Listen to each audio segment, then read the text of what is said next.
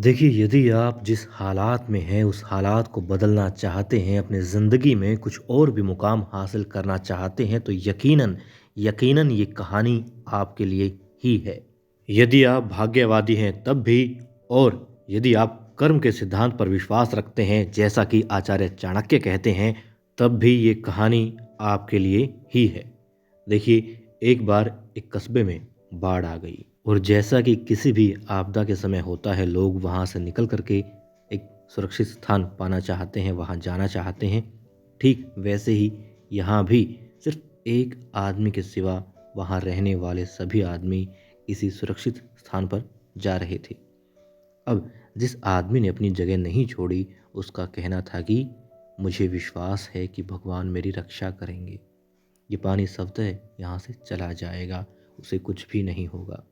अब पानी का स्तर बढ़ने लगा, उसे बचाने के लिए एक जीप आई। उस आदमी ने यह कहकर जाने से इनकार कर दिया कि मुझे विश्वास है भगवान मेरी रक्षा करेगा, आप जाइए। आस पड़ोस सब खाली हो गया, घर वाले चले गए, वो अकेला रह गया। अब पानी का स्तर बढ़ रहा था। अब वो मकान की दूसरी मंजिल पर चला गया। तब भी उसकी मदद करने के लिए एक नाव आई। कुछ लोग थे, आवाज़ लगाई, आ जाओ। उस आदमी ने कहा कि नहीं, मैं नहीं आऊँगा। उसे विश्वास है कि भगवान उसकी रक्षा करेगा। अब पानी का स्तर बढ़ता जा रहा था। वह आदमी अपने मकान की छत पर चला गया। अब उसे बचाने के लिए हेलीकॉप्टर आया, लेकिन उस आदमी ने अपनी वही बात फिर से दोहराई कि मुझे विश्वास है भगवान मेरी रक्षा करेगा। आखिरकार वह डूब गया। भगवान के पास पहुंचने पर उसने बड़े गुस्से भरे लहजे में सवाल किया, मुझे आप पर पूरा विश्वास था, फिर भला क्यों आपने मेरी प्रार्थनाओं को, मेरी पूजा अर्चना को अनसुना करा और मुझे डूबने दिया? आखिर क्यों? मैं तो चाहता था कि वहीं रहकर आप मुझे बचाते, पानी खुद ब खुद वहाँ से चला जाता और लोग देखते कि आप पर आस्था रखने का क्या नतीजा होता है। लोगों में भी आप पर आस्था और ज़्यादा बढ़ती, मगर आपने ये क्या किया? अब भगवान ने जवाब दिया, तुम क्या सोचते हो? तुम्हारे पास वो जीप, नाव और हेलीकॉप्टर किसने भेजा था? अब उस आदमी के पास न कोई सवाल था, न किसी बात का जवाब था, क्योंकि वो समझ चुका था।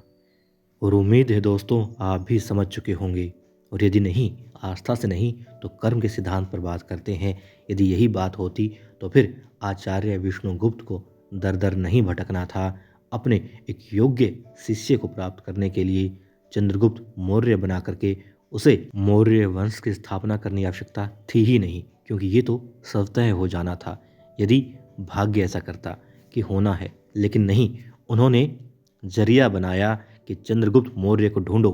अब कर्म किया, तलाशा, उसे निखारा, क्योंकि हर पत्थर हीरा नहीं होता, मगर पत्थर को हीरा बनाने के लिए मेहनत उस पर करनी पड़ती है। भाग्यवादी नज़रिए से उबरने का केवल एक ही तरीका है कि हम जिम्मेदारियों को कबूल करें।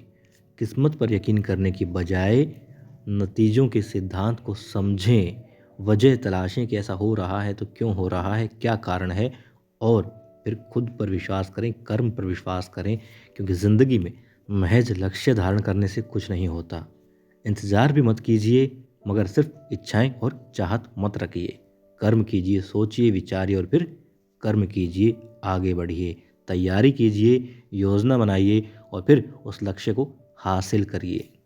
और यकीन मानिए, ऐसी कोई समस्या नहीं है जिसका समाधान ना हो, और ऐसा कोई लक्ष्य नहीं है, ऐसा कोई कर्म नहीं है जिसे इंसान कर ना सके।